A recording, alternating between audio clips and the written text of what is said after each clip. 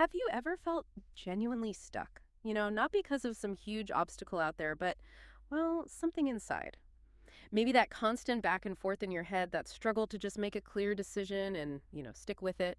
What if the real key to unlocking your potential isn't out there, but it's actually about how you decide things inside your own mind?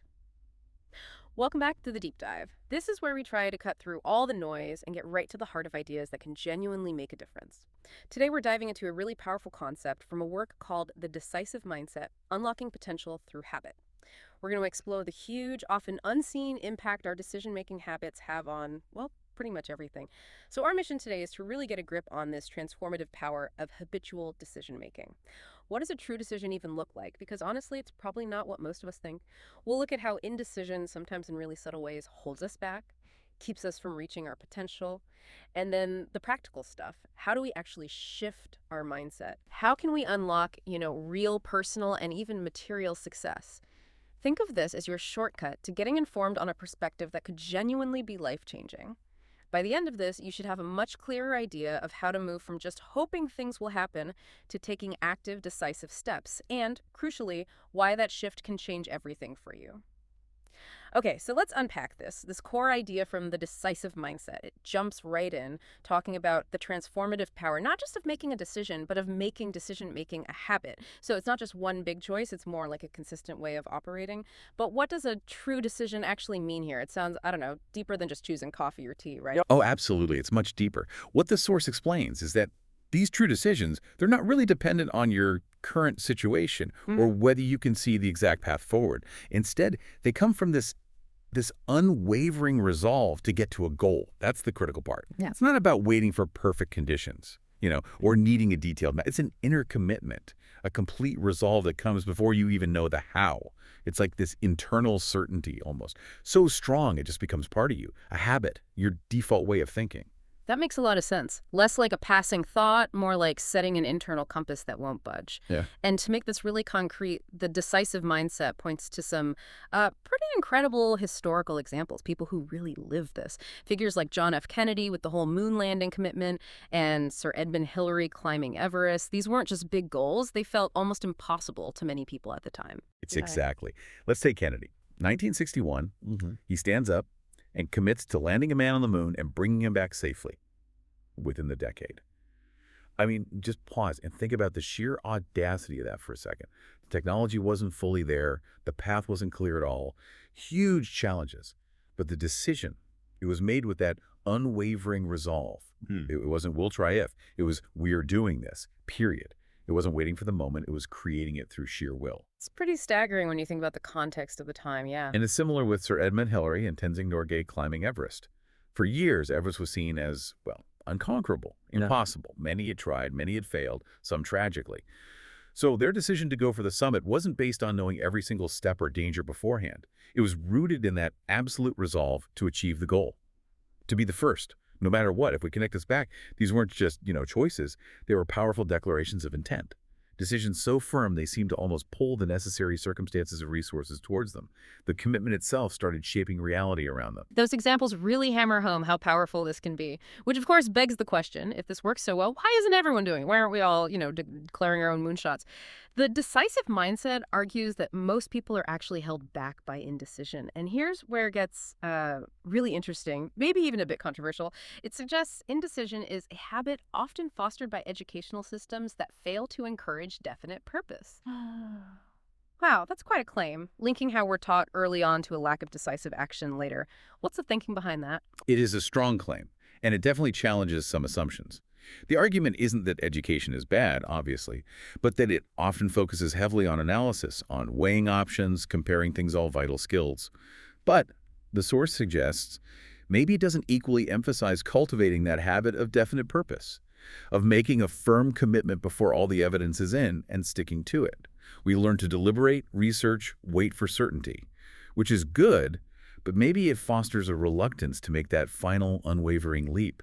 We become great at thinking about things, maybe less practiced at just deciding. So it's almost like a side effect of learning to be analytical. We learn the how to think, but not necessarily the how to commit. Kind of, yeah.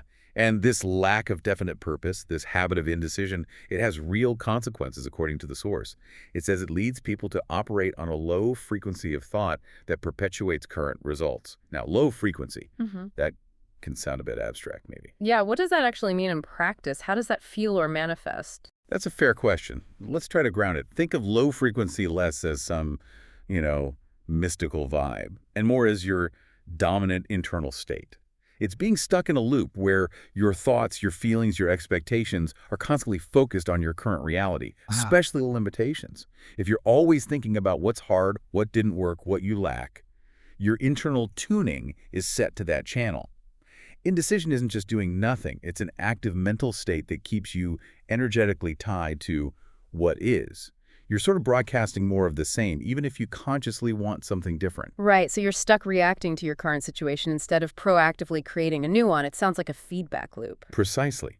You're caught in this cycle where the past dictates the future, because no firm decision has been made to change the internal frequency, the internal signal you're sending out. And the cost isn't just missed goals, it's also exhausting. All that internal debate, the back and forth, it eats up mental energy. Okay, that makes it much clearer. It's like running in place mentally. So how do we break out? How do we raise that frequency? The decisive mindset points towards tapping into our higher faculties.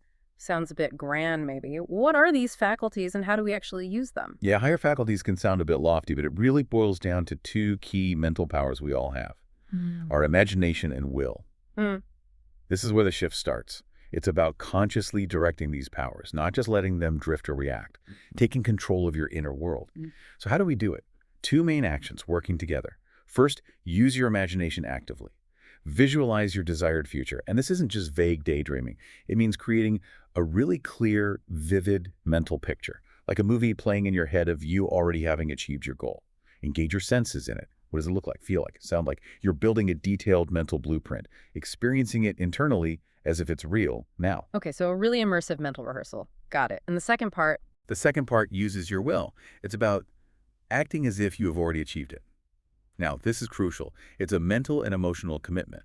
It means feeling and behaving internally at first, as if that future is your current reality. Ask yourself, how would the version of me who's already achieved this think, feel, act? You start embodying that now. It takes conscious willpower to align your thoughts, feelings, and even subtle actions with that future vision, overriding the pull of the present circumstances. You live for the end result. that's really interesting because acting as if can sometimes sound like, I don't know, just faking it or ignoring reality. How is it different? That's a super important distinction and a common misunderstanding. It's not about pretending externally while doubting internally. That doesn't work. It's about a fundamental internal shift first. You make that unwavering decision. You cultivate the genuine feeling and belief that corresponds to your goal being achieved. Then your actions start to flow naturally from that new internal state. It's inside out. You're not faking confidence. You're building real conviction. And your behavior starts to reflect that inner certainty. Right, the internal reality has to shift first. Huh?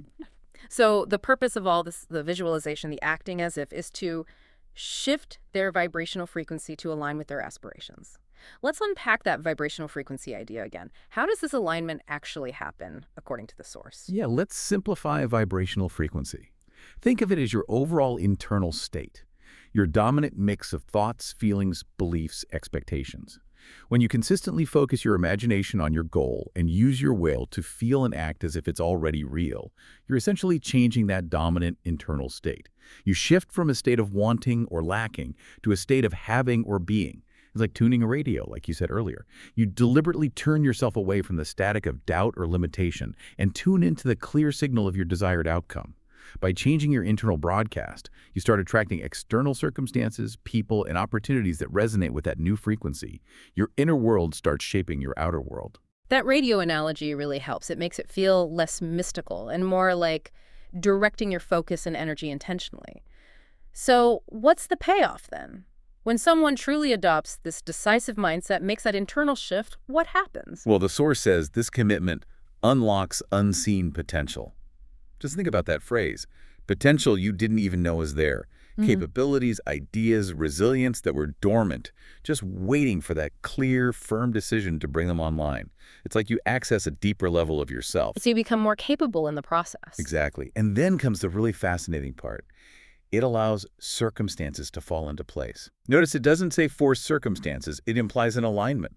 When your internal resolve is absolute, things start to flow towards you. Opportunities appear, the right people show up, Yeah. resources become available. It suggests that the universe, or just reality, tends to organize itself around clarity and commitment.